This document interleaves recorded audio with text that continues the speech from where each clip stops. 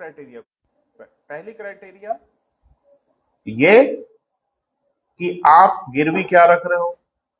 वो आपकी जमीन हो सकती है, कोई एसेट हो सकती है, कोई प्रॉपर्टी हो सकती है, आपके फिक्स डिपॉजिट हो सकती है। बिना गिरवी के बैंक लोन नहीं देगा।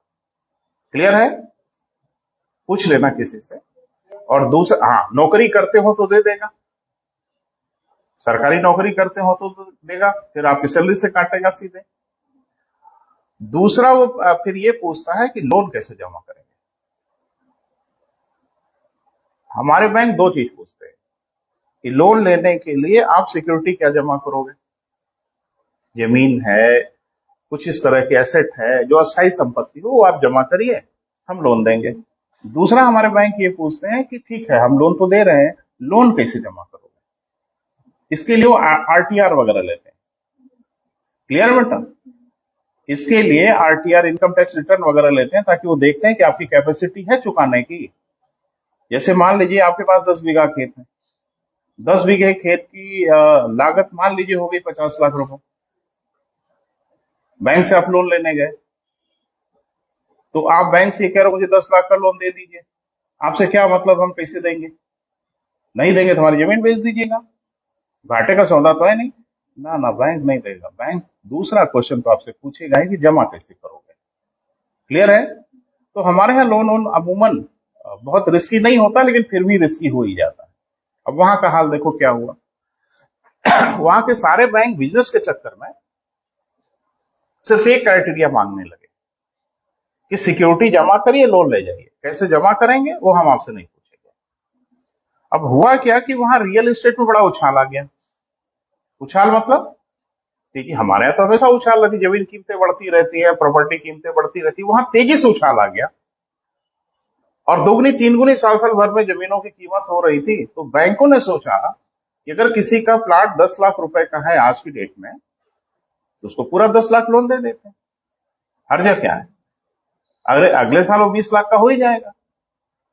हमारे यहाँ 10 लाख का अगर आपके पास जमीन है ना, बैंक आपको 7 लाख से 6 लाख से ज्यादा लोन किसी कीमत पर नहीं देगा। कभी पूछ लीजिएगा, वो 100% देते ही नहीं। और वहां क्या हुआ कि इस चक्कर में 100% दे दिया कि रियल एस्टेट तो तेजी से आगे बढ़ रहा है, साल 2 साल में खुद ही इसकी जमीन 30 लाख की हो जाएगी, रिस्क तो होगा नहीं। और हो गया सब उलट।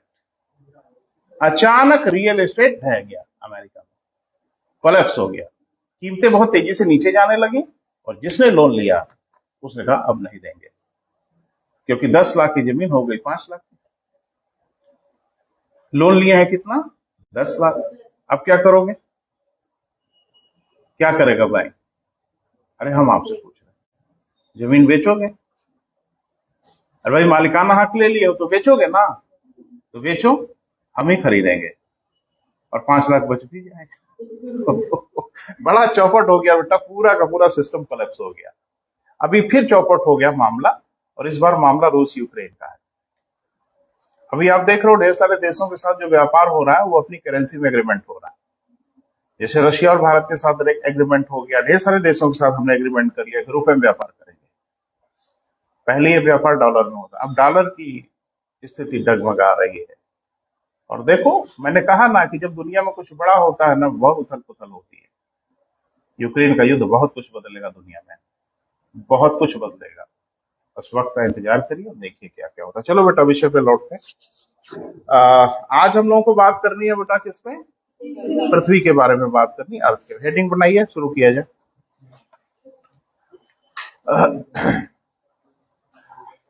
ये सब न्यूज बेटा ध्यान से पढ़ो, आपके लिए बेहद जरूरी है। आप समझ नहीं पा रहे हो, नुकसान हो जाएगा आपका, क्योंकि आपको लग रहा है कि वो पूछने वाले हैं कि अलाउद्दीन खिलजी का शासन कब से कब तक था। है ना? वो कुछ और ही पूछेंगे। चलिए लिखे बेटा। अच्छा, थोड़ा सा बेसिक परिचय। तो आपने नोटिस किया कि जैसे हमने आपको सिस्टम डिलीवर किया, तो उसको जानबूझ के मैंने ऐसे डिलीवर किया कि सबसे पहले हमने यूनिवर्स पे बात किया। ये प्लान था मेरा कि पहले यूनिवर्स का परिचय हो जाए, फिर हमने गैलेक्सी पे बात कर लिया, फिर तारे वारे पे बात किया, फिर हम अपने सोलर सिस्टम पे चले आए। अब सोलर सिस्टम के एक ग्रह पे आना है, उस ग्रह पे जिसपे आप रहते हैं। तो एक बच्चे ने एक बार मुझसे एक प्रश्न पूछा था, तो मुझे याद आ गया, तो पहले वो हम शेयर कर लें। तो उसने ये कहा कि जब हम पहली बार चंद्रमा पे गए होंगे, हम मतलब मनुष्य, हम मतलब मैं नहीं, आप नहीं, लेकिन मनुष्यों के पैर चंद्रमा पे पड़े हैं। तो उसने पूछा कि चंद्रमा से पृथ्वी दिखी थी? पृथ्वी से तो चंद्रमा दिखता है, ऐसे ऐसे ही देखते हैं ना, या ऐसे देख लें, देखते हैं। लेकिन चंद्रमा से पृथ्वी दिखी क्या? या होगी होगी का मतलब नहीं होता है ना, या तो है या तो नहीं है। तो एक बच्चे ने कहा हाँ सर देखी। हमने कहा कैसे देखी? कहा ऐसे देखी। मैंने जाके बाउंड्री से, किनारे रेलिंग से ऐसे झांके होंगे तो नीचे पृथ्वी दिखी होगी। क्या ऐसा ही था? यानी चंद्रमा पे जाके पृथ्वी को देखने के लिए मैंने, चंद्रमा पे रेलिंग लगी हुई है ताकि कभी आप आए तो कैसे देखेंगे पृथ्वी, है ना। तो क्या था मामला? पृथ्वी दिखी थी? नहीं दिखेगी, चंद्रमा से पृथ्वी नहीं दिखेगी। और एक बार कि चंद्रमा से फिर पृथ्वी दिखी और ऐसे ही दिखी, है ना, ऊपर ही दिखी। तो अब एक गंभीर समस्या कि इसमें ऊपर कौन है? पृथ्वी है कि चंद्रमा है? यहाँ कोई ऊपर और कोई नीचे नहीं है। जब चंद्रमा नीचे होता है तो आपको नहीं दिखता, ठीक है, और जब चंद्रमा नीचे होगा तो पृथ्वी से ऊपर दिखेगा।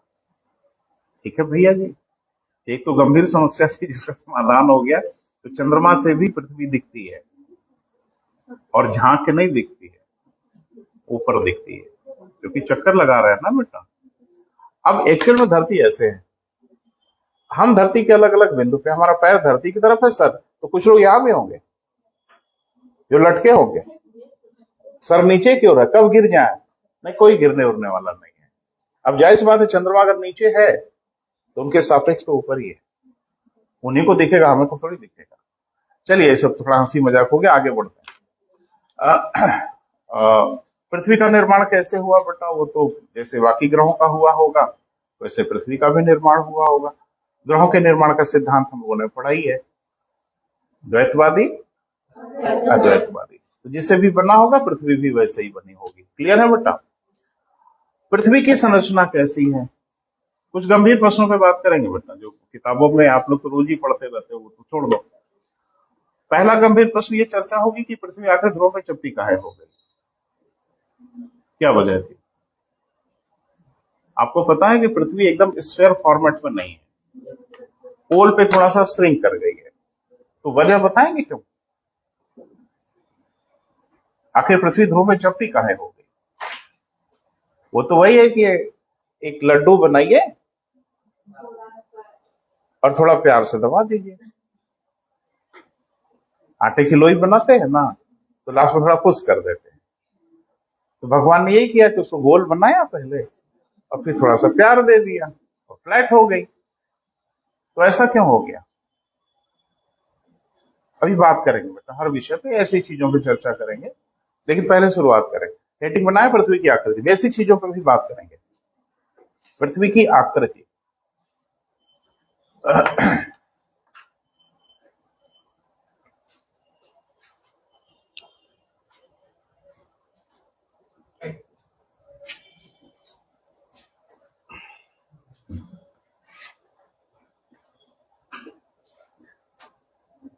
किसकी बेटा? पृथ्वी की। अर्थ की आकृति कैसी है? तो मुझे लगता है हर जगह लिखा हुआ। पृथ्वी की आकृति के लिए हम लोग एक शब्द प्रयोग करते हैं जिसके अलाउड है, बोलचाल में तो कुछ भी बोलते हैं। कोई बोलता है संतरे जैसी, कोई कहता है नाशपाती जैसी, कोई किसी तरह से बोलता है, गोल नहीं कोई बोलता, अंडे जैसी, तरह तरह के। अच्छा, पृथ्वी संतरे जैसी है? आप किसके जैसे हो? आपसे कोई तुलना कर दे फलाने जैसे हो तो खराब लग जाएगा ना आपको। तो पृथ्वी को बहुत बुरा लगता है कि पृथ्वी की तुलना आप अंडे से कर दो, संतरे से कर दो, तो खराब लगता है ना, बेइज्जती कर रहे हो पृथ्वी की। तो ध्यान रखो, जैसे हम लोग हैं तो हम लोगों से मिलता जुलता कोई हो सकता है, होते हैं एक दूसरे से मिलते जुलते लोग होते हैं, लेकिन 100% मिलता जुलता नहीं होता। मेडिकल साइंस में माना गया कि 100% मिलता जुलता हो सकता है अगर आपका क्लोन हो तो, है ना बेटा। अदरवाइज कुछ ट्विंस होते हैं जो जुड़वे, तमाम जुड़वे बच्चे ऐसे होते हैं जिसमें काफी सिमेट्रिसिटी होती है। तो आपको एक जैसे कपड़े पहन लेना तो आप समझ नहीं पाएंगे सोनू है कि मोनू है ना। सोनू गए तो मोनू आए कि फिर मोनू ही आ गए, तो बड़ी भारी तकलीफ होती। बहरहाल तो ध्यान रखना बेटा, पृथ्वी के लिए ज्योग्राफी में आप समझने के लिए कुछ भी प्रयोग कर लें कि संतरे जैसी है, फलाना जैसी है, लेकिन ज्योग्राफी कहता है कि पृथ्वी के लिए एक स्पेसिफाइड वर्ड है जिसको आपने भी सुना होगा, जिसको कहते हैं जियोइड। इंग्लिश में क्या कहते हैं बेटा? जियोइड कहते हैं, यानी पृथ्वी की आकृति के लिए एक शब्द है जियोइड। हिंदी में कहते हैं पृथव्याकार। जियोइड को हिंदी में क्या कहते हैं बेटा? पृथव्याकार। पृथव्याकार का मतलब क्या हुआ? पृथ्वी के आकार का। ये तो बढ़िया परिभाषा। मोहन कैसे है? मोहन के जैसे है, यही ना हुआ कि पृथ्वी की आकृति कैसी है? पृथ्वी के, यही मतलब है जियोइड का। लेकिन जियोइड जो भी होगा उसकी कोई ज्यामितीय संरचना तो जरूर होगी, ज्योमेट्रिकल स्ट्रक्चर तो जरूर होगा। त्रिभुज की एक ज्यामितीय संरचना है, आयत की एक ज्यामितीय संरचना होती है, सर्किल की होती है, गोले की होती है, तो जियोइड की कोई ज्योमेट्रिकल स्ट्रक्चर तो जरूर होगा। तो पृथ्वी की ज्यामितीय संरचना का क्या नाम? जिसका ज्योमेट्रिकल जो डिजाइन है उस डिजाइन का एक स्पेसिफिक नाम है, वो नाम क्या है? स्फीयर है, स्फेराइड है। स्फीयर माने गोला होता है, स्फेराइड माने गोलाव होता है। कोई नाम होगा ना बेटा पृथ्वी की आकृति के लिए, जिसकी ज्योमेट्रिकल संरचना होगी उसके लिए। तो ध्यान से सुनिए, पृथ्वी की ज्यामितीय संरचना के लिए जो शब्द प्रयोग किया जाता है वो शब्द है ऑब्लेट स्फेराइड। क्या कहते हैं बेटा? ऑब्लेट स्फेराइड या लग्भक्ष गोलाव। हिंदी में क्या कहते हैं बेटा? लग्भक्ष गोलाव।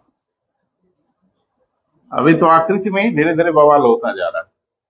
अब ये लग्भक्ष गोलाव कैसा होता है? ज्यामितीय संरचना है। जैसे हम आपसे कहें कि त्रिभुज एक ज्यामितीय संरचना है, ट्रायंगल, वो कैसा होता है हमें आइडिया है, आपको भी आइडिया है त्रिभुज कैसा होता है। हम कहें कि स्क्वायर, आपको आइडिया है स्क्वायर कैसा होता है। हम आपसे कहें सर्किल, आइडिया है सर्किल कैसा होता है। हम आपसे कहें ऑब्लेट स्फेराइड, ये ज्योमेट्रिकल स्ट्रक्चर है, ये कैसा होता है। मुझे लगता है इसका आइडिया नहीं, क्योंकि नॉर्मल ज्योमेट्रिकल स्ट्रक्चर नहीं है जो पढ़ते लिखते समय हमारी नजर से गुजरा हो। तो ये किस तरह की आकृति को हम लोग ऑब्लेट स्फेराइड कहते हैं, वो थोड़ा देखने के लिए पृथ्वी की संरचना पे आइए। पृथ्वी को जरा देखिए। अगर ये पृथ्वी पूरी तरह से गोल होती, पूरी तरह से, तो ये लाइन और ये लाइन एक बराबर होती। अगर पृथ्वी स्फेरिकल होती तो ये दोनों लाइनें क्या होती बेटा? बराबर होती। क्या ये दोनों लाइनें बराबर हैं? नहीं है। इस लाइन की लंबाई है 12,754 किलोमीटर, ठीक है बेटा, और इस लाइन की लंबाई है 12,713 किलोमीटर। 1 मिलीमीटर का भी अगर डिफरेंस हुआ तो ये वृत्त तो नहीं है, स्फीयर तो नहीं है, क्योंकि स्फीयर अगर होता तो 1 मिलीमीटर का भी डिफरेंस नहीं होता। अरे 1 मिलीमीटर तो छोड़ दो, 41 किलोमीटर का डिफरेंस दिख रहा है। बोल नहीं रहे? यानी इस रेखा से ये रेखा 41 किलोमीटर लंबी है, तो इसे आप स्फीयर कह सकते हो? सवाल ही नहीं है। 1 इंच कम नहीं होना था, यहां तो 41 किलोमीटर का डिफरेंस है। तो इस तरह की आकृति को कहा जाता है ऑब्लेट स्फेराइड, यानी वर्टिकल सिंक कर गई है और हॉरिजॉन्टल थोड़ा विस्तार हो गया। क्लियर है बेटा? एक ऐसा गोला जो वर्टिकल एक्सिस इसकी छोटी हो गई और हॉरिजॉन्टल एक्सिस इसकी थोड़ी बड़ी हो गई। तो जाहिर सी बात है कि पृथ्वी की आकृति कुछ ऐसी नहीं है, वरन कुछ ऐसी है ना बेटा? यानी हम लोग पढ़ते हैं छोटी क्लास से कि पृथ्वी ध्रुवों पे थोड़ी चपटी है। तो ये तो क्लियर हुआ बेटा। इस तरह की आकृति को ही हम लोग क्या बोलते हैं बेटा? ऑब्लेट स्फेराइड, लधक्ष गोलाकार। अब प्रश्न ये है कि ऐसा कहां हो गया? गोल मटोल रही होती पृथ्वी तो अच्छा लगा होता, है ना? ये थोड़ा सा सिंक कर गई तो ऐसा काहे हो गया? तो खाली तथ्य रटने के फिराक में थे कि छोटे छोटे फैक्ट्स रट डालें पृथ्वी के बारे में। कर्क रेखा क्या है, मकर रेखा क्या है, विषुवत रेखा क्या है ना भैया जी? चलिए, आपको पता है कि पृथ्वी चाहे जैसे भी बनी हो, लेकिन इतना तो है कि पृथ्वी प्रारंभ में बहुत गर्म थी। अरे तो छोटी क्लास में हम लोग पढ़े बेटा कि प्रारंभ में पृथ्वी आग का गोला थी। ये तो हर कोई पढ़ा है, थर्ड फोर्थ फिफ्थ में पृथ्वी के बारे में हमने यही पढ़ा। पृथ्वी ठंडे होते होते होते होते वर्तमान स्थिति में आई। बोल नहीं रहे? तो कहीं ना कहीं जेम्स जीन प्रमाणित होते, और जेम्स जीन ने यही कहा था कि एक फिलामेंट टूट के अलग हुआ जो काफी गर्म था, और जो धीरे धीरे ठंडा होते होते वर्तमान स्वरूप में आया। और हम लोग पढ़ते भी कि पृथ्वी प्रारंभ में बहुत गर्म थी, बहुत ही गर्म थी, धीरे धीरे ठंडे होते होते वर्तमान स्वरूप में आई। वैसे गर्म तो आज भी है, और रह रह के पृथ्वी अपनी गर्मी दिखाती है, और हम लोगों को अपनी औकात बताती है कि अपनी इज्जत में रहो, अपनी हैसियत में रहो। तो रह रह के ज्वालामुखी का विस्फोट तो होता ही है। लेकिन एक बात बताऊं कि अब पृथ्वी धीरे धीरे उसका क्रोध कम हो रहा है, ठंडी हो रही है ना बेटा? और ऐसे समझो ना जैसे ढेर सारा दूध और उसके ऊपर एक पतली सी मलाई, है ना? उसी मलाई पे चलती हुई चींटी, और चींटियों के वहम हो गया कि पूरा दूध ऐसा ही है। वही हाल आपका है ना? ढेर सारा पिघला हुआ मामला, ऊपर एक पतली सी परत, वही दूध वाला अनुपात दिमाग में रखना, और उसी पे बैठे हो बड़े शान से और भूगोल पढ़ रहे हो, है ना? और इस उम्मीद में कि काफी मजबूत है, कब ये कोलैप्स हो जाए, कब ये समाप्त हो जाए, इसका कोई भरोसा नहीं है। बस शर्त यह है कि धरती थोड़ी सी गर्म हो जाए। इसी कॉन्सेप्ट को लेके किसी ने पिक्चर बना दिया। 2012 एक मूवी आई थी, तो पृथ्वी अंदर से हीट हो रही है, सारा का सारा ऊपर का हिस्सा। वही हाल है ना बेटा, दूध को गर्म करना शुरू कर दो, मलाई कहाँ चली जाएगी पता ही नहीं चलेगा। वही हाल है, कुछ औकात नहीं है क्रस्ट की जिस पे आप बैठे हैं। पृथ्वी के सापेक्ष इस क्रस्ट की कोई मोटाई नहीं है बेटा। इसीलिए भूकंपों में समझ में आता है कि क्या बला है ये। पूरी धरती थरथराने लगती है। कहाँ कितना कोलैप्स कर जाए कोई इलाका कहना बहुत मुश्किल है। अंदर का पूरा हिस्सा डगमगाना शुरू कर देता है, और फिर जिसको आप बड़ा मजबूत समझते हैं ना, वो समझ में आएगा। सीधे से खड़े रह जाओ बाहर, वो बड़ी बात है, ढह जाओगे आप।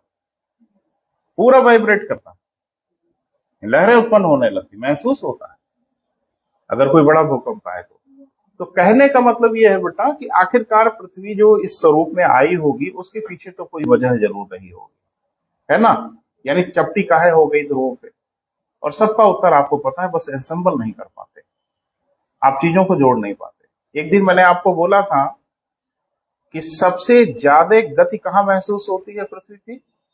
अरे मुझे कल ही परसों तो शायद बात हुई। ध्रुव कौन बोल रहा है ध्रुवों पे? ऐसा मत करिए बेटा, वीडियो उपलब्ध होगा, जाके देख लेना। सबसे अधिक गति महसूस होती है विषुवत रेखा पे। जहां वृत्तीय गति सबसे अधिक होगी वहीं अपकेंद्रीय बल सबसे अधिक होगा। और अपकेंद्रीय बल कौन बल होता है? जो बाहर की ओर ढकेलता है। और सबसे कम गति कहां होगी? ध्रुवों पर होगी। और सबसे कम गति अगर होगी तो अपकेंद्रीय बल भी कम होगा। और आपको पता है कि पृथ्वी प्रारंभ में ठोस नहीं थी, वो धीरे धीरे ठोस हुई। जब धरती ने घूमना शुरू किया ना बेटा, तो भी पदार्थ सॉलिडिफाई हो रहे थे। सेंट्रीफ्यूगल फोर्स ने अपना खेल खेल दिया और विषुवतीय क्षेत्रों में पृथ्वी को भार दे दिया, क्योंकि अब केंद्रीय बल किसको ढकेल रहा था? बाहर की ओर ढकेल रहा था। और ध्रुवों पे चूंकि अब केंद्रीय बल था ही नहीं, इसलिए वो इलाका वही था या सिंक हो गया। तो पृथ्वी के चपटे होने के कारण कुछ और नहीं था बेटा, सिर्फ ये था कि पृथ्वी शुरू से ही ठोस नहीं थी। शुरू से ठोस रही होती तो शायद ये दशा ना हुई होती। तो प्रारंभ में सॉलिडिफिकेशन जब होना शुरू हुआ था, उस बीच में जब पृथ्वी घूमना शुरू हुई तो सेंट्रीफ्यूगल फोर्स ने सारा खेल खेल दिया। और विषुवतीय क्षेत्रों में सबसे अधिक गति थी, तो सेंट्रीफ्यूगल फोर्स, मैंने क्या बोला था, अगर 17 गुना गति बढ़ा देना बेटा तो विषुवत रेखा पे तो ऐसे ही उड़ जाएंगे हवा में, इतना सेंट्रीफ्यूगल फोर्स अधिक हो जाएगा। आज भी विषुवत रेखा पे सेंट्रीफ्यूगल फोर्स यानी बाहर को ढकेलने वाला बल सबसे अधिक लगता है, क्योंकि अब धरती सॉलिड हो चुकी है, इसलिए अब उस पर फर्क नहीं पड़ता। लेकिन जब वो सॉलिड हो रही थी, डिजाइन ले रही थी, तो फर्क पड़ गया। लिख ले। क्लियर हो रहा है बेटा? यानी पृथ्वी के चपटी होने और उभार होने के पीछे सिर्फ और सिर्फ सेंट्रीफ्यूगल फोर्स रिस्पॉन्सिबल है। कैसे इसका असर हुआ वो मैंने बताया। विषुवत रेखा पे वृत्तीय गति सबसे अधिक होती है, और जहां वृत्तीय गति अधिक होगी वहीं सेंट्रीफ्यूगल फोर्स सबसे अधिक होगा। क्लियर है बेटा? लिख ले। पृथ्वी की आकृति, पृथ्वी की आकृति कैसी है बेटा? जियोइड है। हिंदी में जरूर लिख लीजिएगा, पृथ्व्याकार है। ठीक है बेटा? जियोइड, हट जाए, सामने ही खड़े हो जाता हूं। चलो, पृथ्वी की आकृति कैसी है बेटा? जियोइड है। हिंदी में क्या? पृथ्व्याकार। ठीक है? जबकि इसकी ज्यामितीय संरचना, ज्योमेट्रिकल स्ट्रक्चर,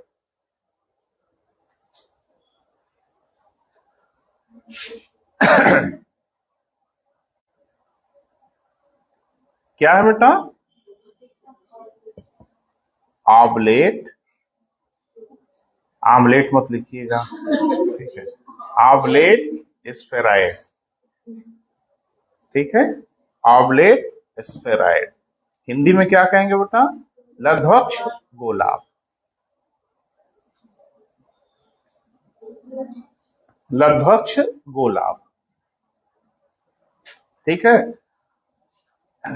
और मुझे पता है कि कहां कहां गड़बड़ी की हो, मैं सब ठीक करूंगा बेटा, है ना? जहां तक मेरी हैसियत है मैं ठीक करने का प्रयास करूंगा। हो गया बेटा? तो एक डायग्राम बना लो ताकि आपको समझ में आए पृथ्वी की।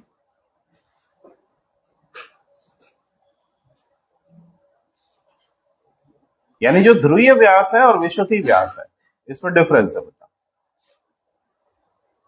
ये विषुवतीय व्यास है और ये ध्रुवीय व्यास है। ध्रुवीय व्यास थोड़ा सा छोटा हो गया और विषुवतीय व्यास थोड़ा सा बड़ा हो गया। तो मैं डिजिट बोल दे रहा हूं बेटा। जो विषुवतीय व्यास है वो 12,754 किलोमीटर है, और जो ध्रुवीय व्यास है वो 12,713 किलोमीटर है। तो ये अपनी आप कहानी कह रहा है कि यहां तो कुछ डिफरेंस है, और अगर डिफरेंस है, स्फीयर तो बिल्कुल नहीं है, स्फीयर में डिफरेंस नहीं होता। ठीक है? तो ऐसी आकृति को हम लोग क्या बोलेंगे बेटा? लघ्वक्ष गोलाभ कहेंगे। क्लियर है? हाँ। यानी कुल मिला के लगभग 41 किलोमीटर सिंक कर गई धरती। क्लियर है बेटा? अच्छा, अब थोड़ा सा आगे बढ़ते हैं, हेडिंग बनाएंगे पृथ्वी की आंतरिक संरचना। थोड़ा सा देखते हैं बेटा पृथ्वी की आंतरिक संरचना।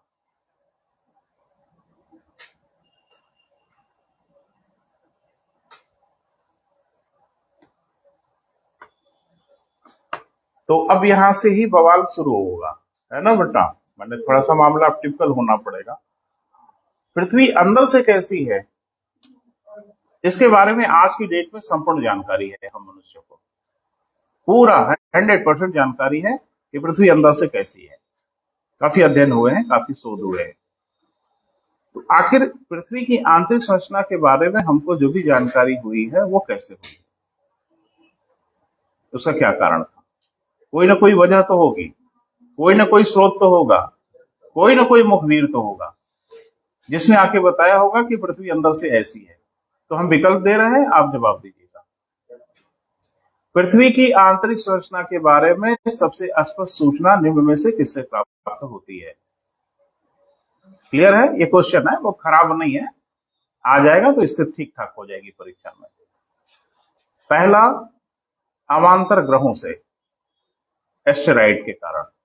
एक दिन मैंने आपको बताया था, आपने ध्यान से नहीं सुना होगा, कि जब पृथ्वी बन रही थी तो स्मूथ बनी होती। पृथ्वी का जो सरफेस है वो स्मूथ नहीं है। अरे भाई, हम लोग तो डायग्राम में ना ऐसा दिखा देते हैं। पृथ्वी का जो ऊपर का हिस्सा है वो कुछ इस तरह का है। ये कौन सा ड्रामा है?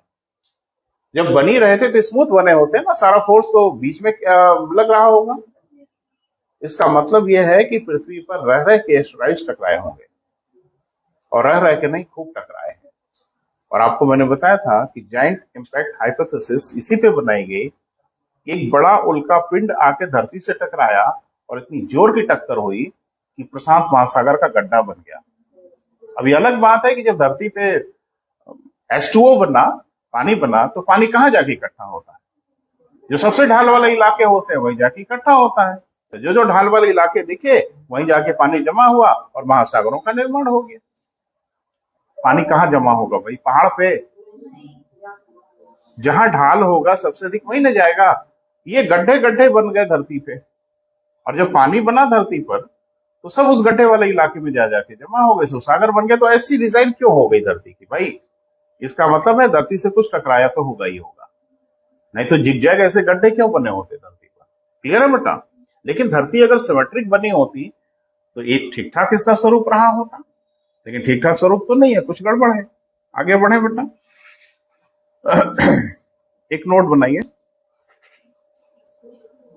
नोट, एक नोट लिखिए। नोट बनाइए मत, नोट बनाना अपराध है, ठीक है? नोट लिखिए। लिखे। ध्रुवों पे चपटी होने का कारण, पहले इसको लिख लो बेटा, बहुत जरूरी है, दिमाग से निकल गया। ध्रुवों पे चपटी होने का कारण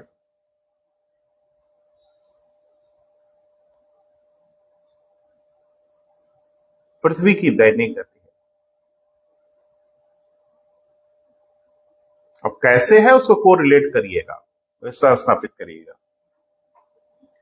क्या है बेटा? दैनिक गति है, ठीक है। अच्छा, अब फिर वापस लौटते हैं भाई। पहला मैंने बोला एस्टेरॉइड, तो क्या एस्टेरॉइड से भी पृथ्वी की संरचना के बारे में पता चलता है? महासागरीय गर्तों से, ताप से, दाब से, भूकंपों से। अभी एक विकल्प और है, धैर्य रखिए, ज्वालामुखी का विस्फोट।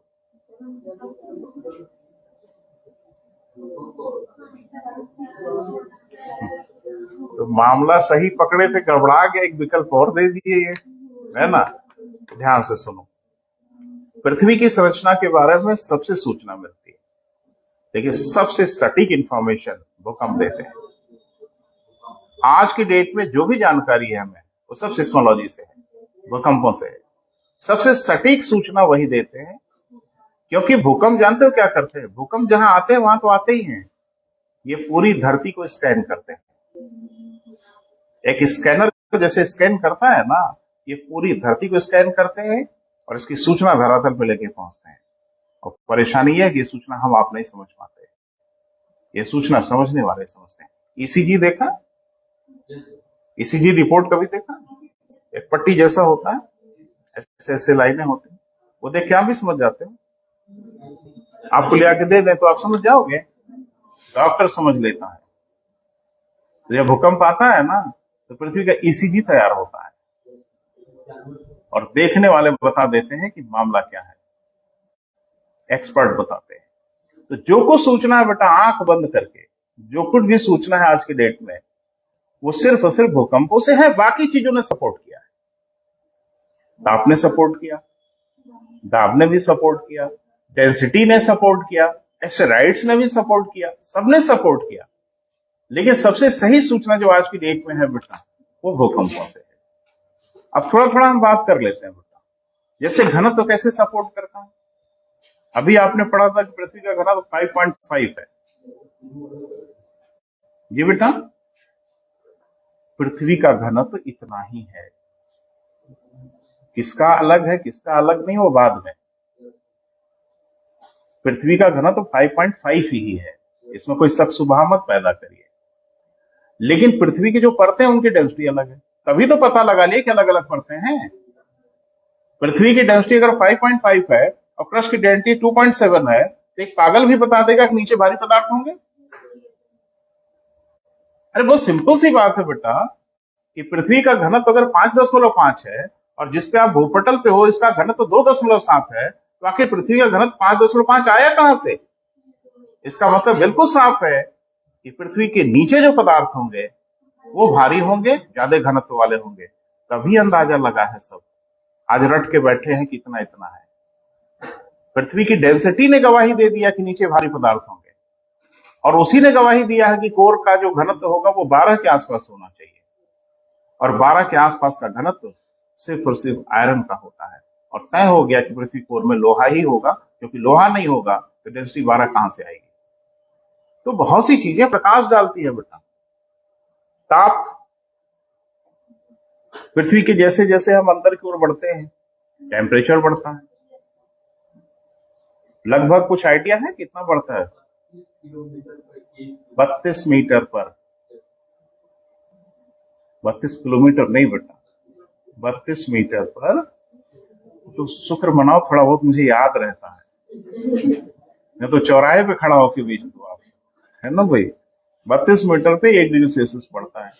ये टेम्परेचर गवाही दे रहा है कि पृथ्वी के केंद्र तक जाते जाते टेम्परेचर इतना हाई हो जाना चाहिए कि वहां पदार्थ पिघली हुई अवस्था में ही होंगे। तो हम ये भी बता देते हैं कि जो हमारा कोर है वो सॉलिड स्टेट में नहीं है। ये टेम्परेचर उसको प्रमाणित कर देता है। तो ढेर सारी चीजें मिलजुल के गवाही देती है बेटा, लेकिन सबसे सही सूचना दे देता है कौन? लिख लें। पृथ्वी की आंतरिक संरचना के बारे में, पृथ्वी की आंतरिक संरचना के बारे में सबसे स्पष्ट सूचना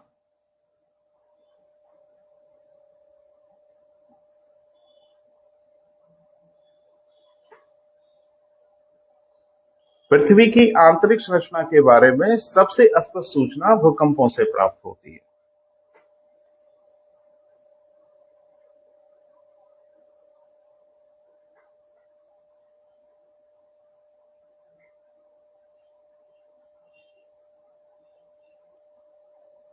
क्लियर है बेटा? मुझे सबकी डेंसिटी याद है बेटा। अपर क्रस्ट की भी याद है, लोअर क्रस्ट की भी याद है, अपर मेंटल की याद है, लोअर मेंटल की याद है, अपर कोर की भी याद है, लोअर कोर की भी याद है। वो सब बताने की जगह नहीं होती, जहां बात हो रही है बस वहीं बात हो तो बेहतर है ना। और बाकी कौन कितना जानता है नहीं जानता भी सब चर्चा होगी, तो आपसे बातचीत होगी तो पता ही चलेगा। 12, पृथ्वी की जो आंतरिक संरचना है उसको 3 परतों में बांट लिया गया। आखिर ये कैसे पता चल गया कि 3 परतों में है? पृथ्वी 3 लेयर में बटी हुई है। अभी बीच में और विभाजन हो गया, जिसमें एक है कॉनरॉड डिस्कंटिन्यूटी, फिर रेपेटी डिस्कंटिन्यूटी, फिर लेहमैन डिस्कंटिन्यूटी, गुंटनबर्ग डिस्कंटिन्यूटी, मोहो डिस्कंटिन्यूटी। घबराइए मत, डराने का प्रयास नहीं कर रहा हूं, बस बताने का प्रयास कर रहा हूं। तो ध्यान से सुनना। हुआ क्या कि हर तरंग की एक अपनी प्रॉपर्टी होती है। कभी तरंग पढ़ा होगा तो आप प्रॉपर्टी पढ़े होंगे कि तरंगे जब एक माध्यम में चलती है तो उनकी गति में परिवर्तन नहीं होता, लेकिन जब तरंगे एक माध्यम से दूसरे माध्यम में प्रवेश करती है तो उनकी गति में परिवर्तन होता है। ये पढ़ा है? अरे नहीं पढ़ा है तो बोल दो, 2 मिनट लगेगा, मैं बात कर लूंगा इस विषय पे। जब तरंगे जब तरंगे दूसरे माध्यम में प्रवेश करती हैं तो उनकी गति बदलती है। तरंगों की गति बराबर होता है n लैम्डा। लो, किसी भी तरंग की जो गति होती है v इज इक्वल टू होता है n लैम्डा। कभी साइंस वाइंस पढ़ा हो तो n क्या है? आवृत्ति। और लैम्डा क्या है? तरंग की लंबाई, जिसको इंग्लिश में आप वेवलेंथ कहते हैं। तो किसी तरंग की चाल निकालने का बहुत सुंदर सा तरीका है, उस तरंग की आवृत्ति में उस तरंग की लंबाई का गुणा कर दीजिए। लो, आज कुछ नाराज लग रहे हो भाई, है ना? काहे इतना सॉफ्ट हो रहे हो? तो किसी तरंग की जो चाल है उसको ये। अब एक बात मुझे बताइए, अगर एक माध्यम से दूसरे माध्यम में तरंग जा रही है और उसकी चाल अगर बदल रही है, सामने देखो फार्मूला, तो एक बात तय है, या तो इसका n बदल रहा है या तो इसका लैम्डा बदल रहा है। और कैसे चाल बदलेगी भैया? जैसे हम ये कहें कि 100 बराबर 50 गुणे 2, है ना? तो अगर ये 100 बदल रहा है तो या तो 50 बदल रहा होगा, या तो 2 बदल रहा होगा, या दोनों बदल रहा होगा। अगर किसी तरंग की चाल बदल रही है तो या तो उसका n बदल रहा होगा, या तो उसका लेमडा बदल रहा होगा, या तो उसका दोनों बदल रहा होगा। जवाब आप देंगे, क्या बदलता है? जब एक माध्यम से दूसरे माध्यम में तरंगे जाती हैं तो उनकी चाल में परिवर्तन आता है। बिल्कुल सही बताया। तरंगों की चाल बराबर एन लेमडा होता है, ये दुनिया जानती, कक्षा 6 की किताब में लिखा हुआ है। किसी वेव की चाल जो है एन लेमडा होती है। एन उस तरंग की आवृत्ति होती है, लेमडा उस तरंग की वेवलेंथ होती है। चाल बिना एन लेमडा में परिवर्तन हुए हो ही नहीं सकता। तो किसका परिवर्तन? आवृत्ति का परिवर्तन हो जाता है ना। रिस्क गलत ले लिया, खतरा तो उठाया लेकिन गलत। ध्यान से सुनना, किसी तरंग की आवृत्ति में कोई परिवर्तन नहीं होता तो किसी माध्यम में जाए।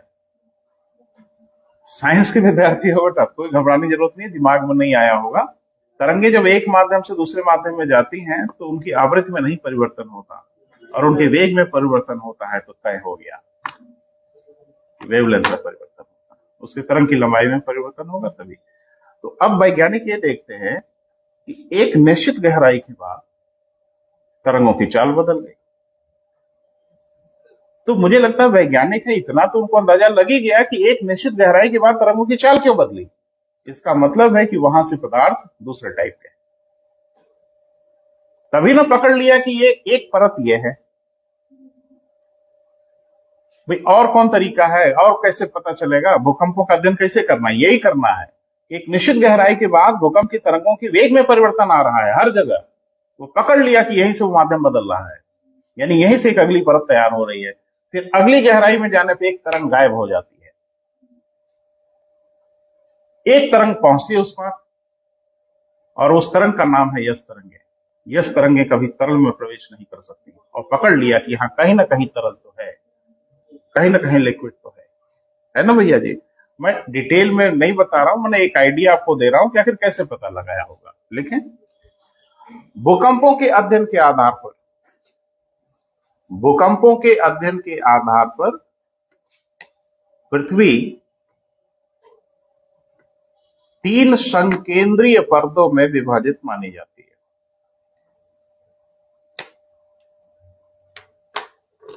पृथ्वी कितनी बेटा?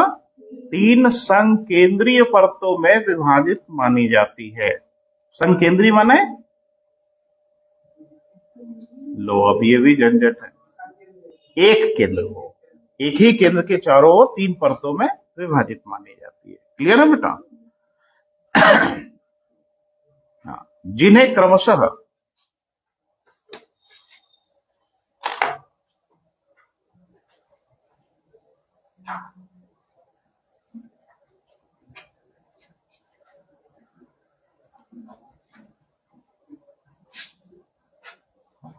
तीन भागों में विभाजित करते हैं, जिन्हें क्रमशः 3 भागों में या 3 नाम से जानते हैं, जो भी चाहे लिखें। क्लियर है बेटा? 3 परतें हैं तो तीनों का नाम होगा, वो सबको याद होगा, लेकिन उसके बाद भी हम बताएंगे, क्योंकि मेरी लाइबिलिटी है, मेरी जिम्मेदारी है कि मैं चर्चा जरूर करूंगा, कम से कम उन बच्चों के लिए जिनको इसका आइडिया ना हो। तो 3 परत कौन कौन सी है बेटा? हाँ हाँ, खूब रटे हो भाई, वेरी गुड। कुछ ऐसा।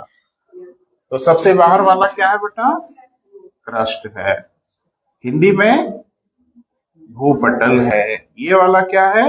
मेंटल है, जिसको हम लोग क्या कहते हैं बेटा? भू प्रावार कहते हैं। और नीचे वाला हिस्सा क्या है बेटा? कोर है, जिसको हम लोग केंद्र कह लेते हैं। अब इसकी मोटाई वोटाई कुछ होगी, 3 हिस्से में बटा है।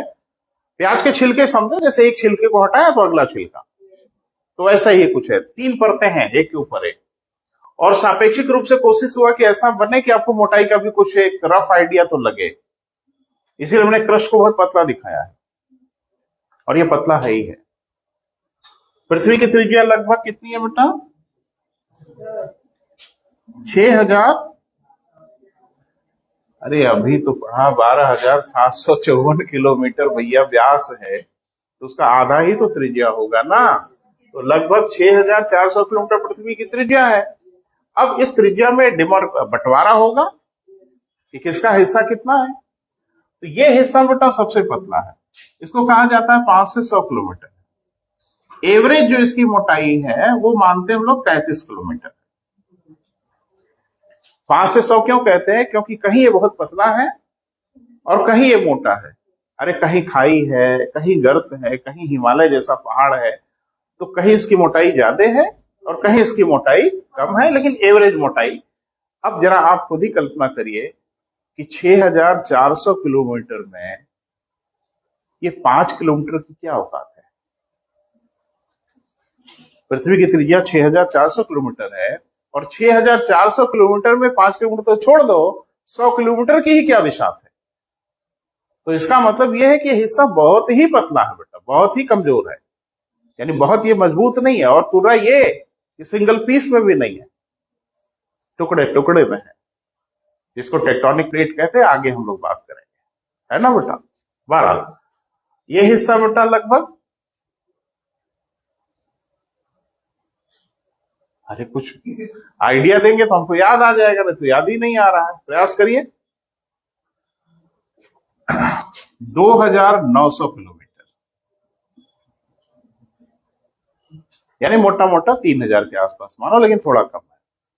और सबसे अधिक जो रेडियस है वो ये है 3,500 किलोमीटर। पहले डायग्राम बना लो बेटा, फिर हम थोड़ा थोड़ा प्रयास करते हैं।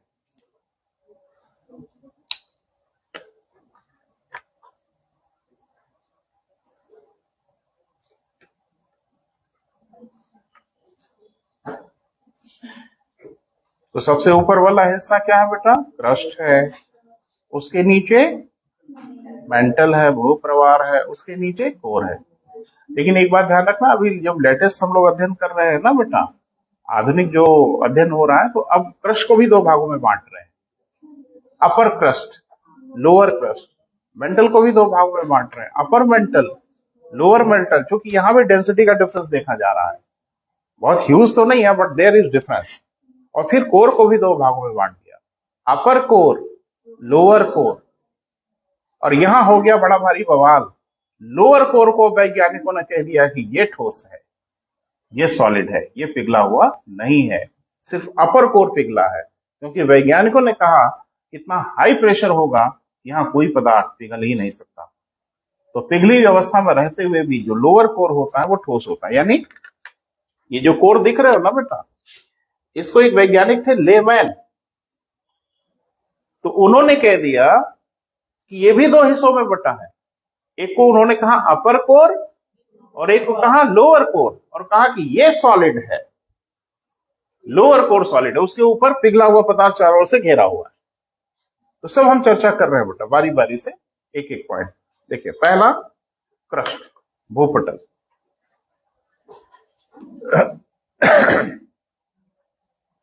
पहला क्या है बेटा? क्रस्ट, हिंदी में भूपटल। लिखें, यह पृथ्वी का सर्वाधिक बाहरी भाग है। यह पृथ्वी का सर्वाधिक बाहरी भाग है।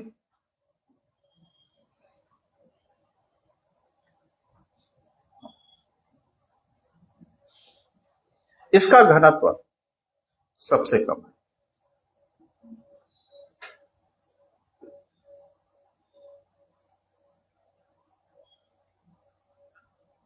डेंसिटी इसकी क्या है बेटा? सबसे कम है।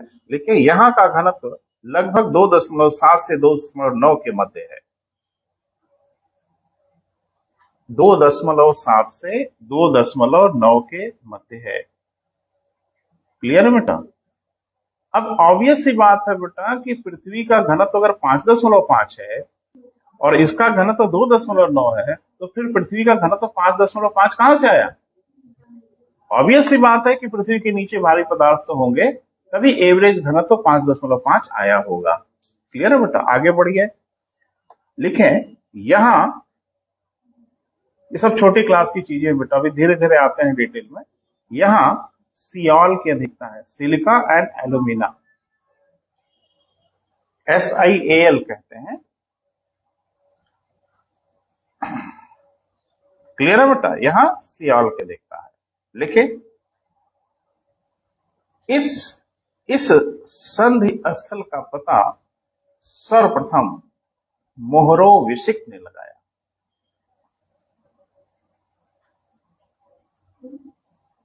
इस संधि स्थल का पता सर्वप्रथम मोहरोविसिक ने लगाया। ये नाम है बेटा वैज्ञानिक का, तो इसीलिए नाम इनका थोड़ा टेढ़ा मेढ़ा है, इसलिए इनका पहला वाला शब्द हम लोग यूज करते हैं, मोहो, है ना? तो थोड़ा सा सुन लीजिए इनके बारे में। देखो एक बात बताएं बेटा, आज की डेट में जो चीज हम 2 मिनट में पढ़ लेते हैं, घड़ी देखे 2 मिनट लगता है, लोगों ने अपनी जिंदगी लगा दी तो कुछ समझने, और उसी में से इनका भी नाम है। एक यूरोप का देश है क्रोएशिया, है ना?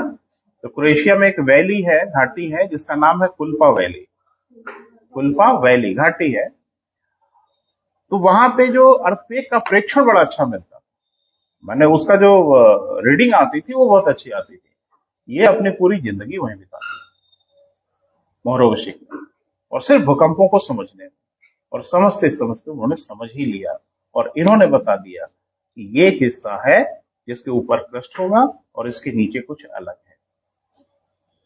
तो ये जो बताने का काम किया वो मोह ने कहा, और चूंकि इन्होंने बताया इसलिए इसको कहा जाता है मोह डिसकंटिन्यूटी, मोह असाध्य। अभी तो हर कंपटीशन में ताबड़तोड़ पूछ रहा है, यूपीएससी में पूछ रहा है, अभी सीडीएस का पेपर मैंने देखा वहां पूछ रहा है, हर कंपटीशन पूछ रहा है, क्रम बता दीजिए, जो अशांत तत्व है उनका क्रम बताइए, सबसे ऊपर कौन है, सबसे नीचे कौन है, मैंने एक अरेंज कर लीजिए। कभी तो एक का नाम नहीं पता, अरेंज क्या करेंगे? तो ध्यान से सुनो, ये जो अच्छा एक चीज बताओ, अगर 3 परतों में है बेटा तो 2 संधि स्थल तो होगा। 3 परत है तो 2 जोड़ होगा, एक जोड़ यहां और एक जोड़ यहां जरूर है। तो सबसे पहले इस जोड़ का पता लगा लिया मोहो ने, और चूंकि उन्होंने पता लगाया इसलिए उनके नाम पे इस जोड़ का नाम रख दिया गया मोहो डिसकंटिन्यूटी। हिंदी में कहते हैं मोहो असांतत्य। डिसकंटिन्यूटी क्यों? क्योंकि यहां भूकंप की तरंगें की कंटिन्यूटी ब्रेक हो जाती है। क्लियर है बेटा? तो एक तो ये हो गया, और मोह से उत्साहित हो गए एक नए वैज्ञानिक, उन्होंने कहा कि हम भी पता लगाएंगे कि अंदर कुछ और गड़बड़ है क्या। तो उन्होंने कभी कभी कुछ चीजों से लोग उत्साहित हो जाते हैं, फिर ढेर सारी चीजें, अरे रॉबर्ट हुक ने कोशिका का पता लगाए होते, न वाटसन क्रिक डीएनए की संरचना का पता लगा पाए होते, तो विंडो तो किसी ने खोला, फिर काम आगे बढ़ता है। तो एक संधि स्थल का पता और लगा लिया, और उनका नाम था गुंटेनबर्ग। क्या नाम था बेटा? गुंटेनबर्ग। अभी हम सब लिखा देंगे, घबराओ मत। तो उन्होंने भी अपने नाम पे कह दिया गुंटेनबर्ग डिसकंटिन्यूटी। तो 3 अगर पढ़ते हैं तो 2 डिसकंटिन्यूटी जरूर होगी। एक कंटिन्यूटी किसकी है? क्रस्ट और मेंटल के बीच में, और एक डिसकंटिन्यूटी है मेंटल और कोर के बीच में। खूब पूछा जाता है मोह असांतत्य क्या है, गुंटेनबर्ग डिसकंटिन्यूटी क्या है, किसके किसके बीच में है, ये सब चीजें आपको जाना। अब इसमें हुआ क्या बेटा कि और लोग उत्साहित हो गए, कुछ और पता लगाया जाए। अब खान तो मिल ही गई है, ढूंढा जाएगा, हीरा उरा हमको भी मिल जाए, तो ढूंढा। एक ने कहा कि इसके बीच में भी कुछ गड़बड़ है, यानी क्रस्ट भी एक समान नहीं है, ऊपर का क्रस्ट अलग है, नीचे का क्रस्ट अलग है। तो इसको नाम दिया उन्होंने कॉनरेड डिसकंटिन्यूटी। अभी सुनो, घबराओ मत। फिर एक ने कहा कि थोड़ा हम भी देखें कि सब मेंटल एक ही जैसा है क्या। इन्होंने कहा कि ना ना, यहां भी गड़बड़ है। तो उन्होंने कहा कि यहां भी एक लाइन ऑफ डिमार्केशन है जो अपर मेंटल और लोअर मेंटल को अलग करता है। तो इनका नाम था रेपेटी, वैज्ञानिक का नाम है बेटा। इसको बोला जाता है रेपेटी डिसकंटिन्यूटी।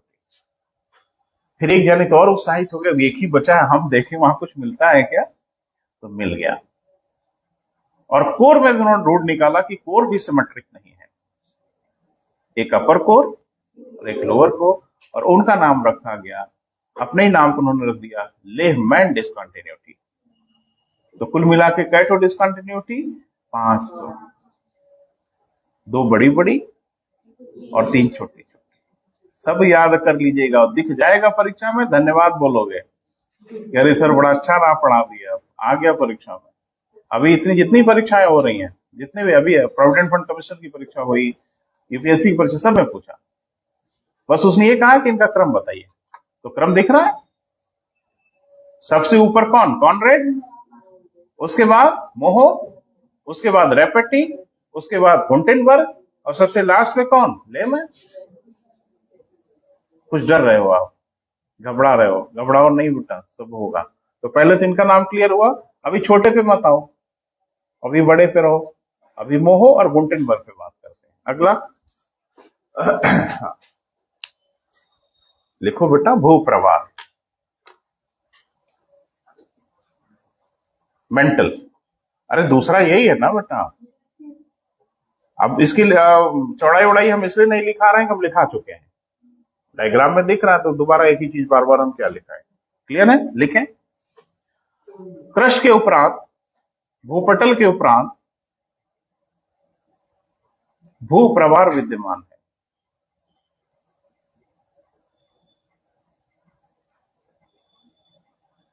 भूप्रवाह विद्यमान है, यह अर्ध ठोस अवस्था में है, अर्ध ठोस अवस्था में है।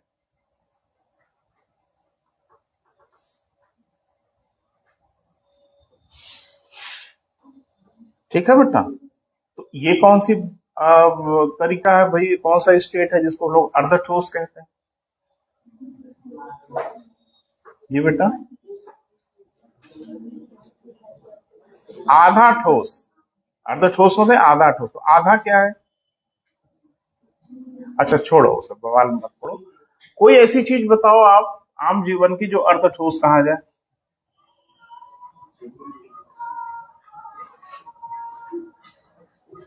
बड़ी दुर्गति है, आराम से बंद करो। जबकि कल मैंने बोला था कि क्लास में घुसने के पहले मोबाइल को वाइब्रेशन में रखिए। हाँ चलो छोड़ो, सब अपने विषय पे ध्यान केंद्रित करें। कोई चीज बताओ अपने आम जीवन में जिसको अर्ध ठोस कहते हैं। जेलीफिश, जैम जेली, और टूथपेस्ट, और दही। हाँ बिल्कुल, ये सब अर्ध ठोस ही तो है ना बेटा। इतना घबराहट कहाँ पहुंच गए जेली वली पे? ऐसे ही कॉमन चीजें थी। दही को आप लिक्विड कह सकते हो, ठोस कहोगे, अर्ध ठोस है। सुबह सुबह टूथपेस्ट जो करते हो आप, तो कॉलगेट और जो भी करते हो मुझे नहीं पता, लेकिन मुझे लगता है ना वो ठोस है ना वो तरल है, अर्ध ठोस। अर्ध ठोस माने जो दोनों के बीच की दशा में हो। तो जो मेंटल हमारा है वो पिघली हुई दशा में होते हुए भी पिघला हुआ नहीं है। लिख लें, अर्ध ठोस अवस्था में। यहाँ का घनत्व, यहाँ का घनत्व नहीं, देखो सुन लो मेरी बात थोड़ा सा, अन्यथा मत लेना। ठीक उतने ही मनुष्य हम भी हैं जितने आप हो, बाकी कोई अंतर नहीं। और हम कोई कंप्यूटर और कोई मशीन थोड़ा ही है, यहाँ आ गए और आप बटन दब गई और आप बोलते रहो, हमारा दिमाग डिस्टर्ब हो जाएगा ना, तो कहानी बदल जाएगी।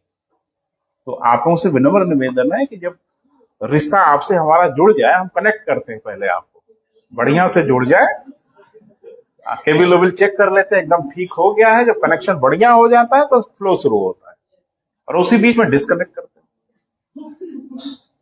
तो मेरे लिए गड़बड़ हो जाएगा, मेरे लिए तकलीफ दे होता है ना। चले, मैं जब पढ़ाता हूँ ना बेटा, तो मैं उसी में डूब के पढ़ाता हूँ, मैं उसमें डूब जाता हूँ। मुझे कुछ याद बात नहीं रहता, मुझे सब कुछ दिखने लगता है, विजुअल होने लगता है। मैं वही देख देख के आपको बोलता हूँ, पढ़ाता हूँ, और आप मेरा पूरा जो ध्यान योग की मुद्रा है उसको गड़बड़ा दोगे तो गड़बड़ हो जाएगा। चले आगे बढ़े, ये सब ध्यान रखा जाता है। हाँ। क्या लिखा बेटा? यहाँ का घनत्व 2.9 से 4.7 तक, तथा इसके निचले भाग का घनत्व 4.7 से 5.7 तक।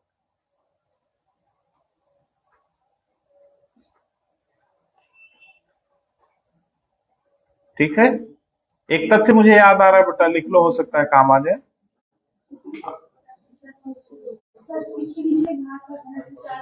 7 से 5.7, ठीक है। हाँ, अब एक तथ्य मुझे याद आ रहा है बेटा, वो जरूर लिखो। यानी लोअर क्रस्ट का जो लोअर मेंटल का जो डेंसिटी है वो अब धीरे धीरे बढ़ रही है। आप नीचे की ओर जा रहे हो तो बढ़ती जा रही है। अब यहाँ एक मजेदार बात है बेटा, वो आपको लिखना पड़ेगा। लिखे, भूप्रवाल पृथ्वी के आयतन के 83% भाग का निर्माण करता है। भूप्रवाल पृथ्वी के आयतन का, वॉल्यूम का, पृथ्वी का आयतन जितना भी है उसका 83% भाग का निर्माण अकेले करता है।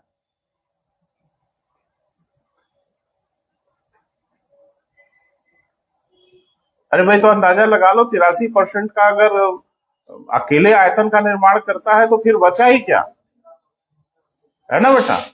और जबकि भार में इसका योगदान लगभग 62% है। एक बात तो तय हो गई कि अगर आयतन 83% हो और सारी चीजें अगर एक ही जैसी होती तो भार भी 83% होता। तो इसका मतलब तो तय है कि आयतन अगर आपका 83% दिख रहा है और पृथ्वी के भार में योगदान आपका अगर 62-63% दिख रहा है, इसका मतलब है कि आपसे भी भारी पदार्थ कहीं ना कहीं जरूर है। क्लियर है बेटा, लिख लें। 83% आयतन का निर्माण करता है जबकि लगभग 63% भार का निर्माण करता है। तो पृथ्वी के सबसे बड़े भाग पर कौन विद्यमान है बेटा? भूप्रवाल विद्यमान है, यानी सबसे बड़ा आयतन यही बनाता है। क्लियर है? देखिए, यहां सियाल की अधिकता है। सॉरी सियाल तो हो गया ना बेटा, सीमा, सीमा, SIMA। यहां सीमा की अधिकता है, SIMA, Seema for silica and magnesium.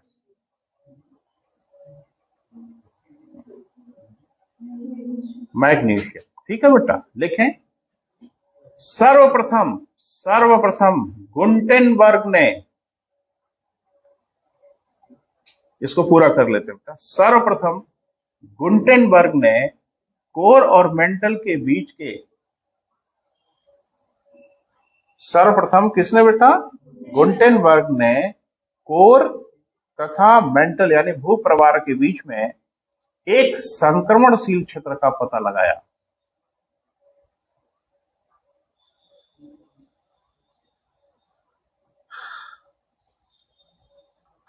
देखिए, आज वो बच्ची फिर नहीं आई जो हमसे एस्टेरॉइड पूछ रही थी, है ना। तो समस्या यही है कि धूम्रकेतु की तरह से रह रहे के प्रकट होंगे तो फिर तो गड़बड़ हो ही जाएगा, है ना बेटा। हाँ, क्या लिखा बेटा? संक्रमणशील क्षेत्र का पता लगाया जिसे गुंटेनबर्ग डिसकंटिन्यूटी या गुंटेनबर्ग असांतत्य, हिंदी में असांतत्य कहते हैं, जिसे गुंटेनबर्ग डिसकंटिन्यूटी कहा गया।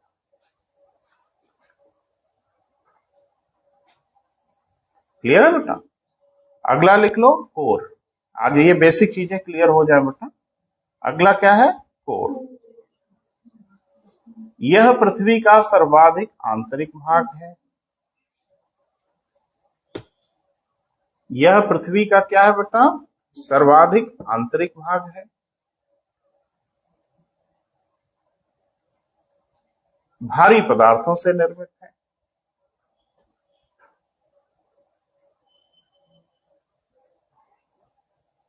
इसका घनत्व लगभग 12 है।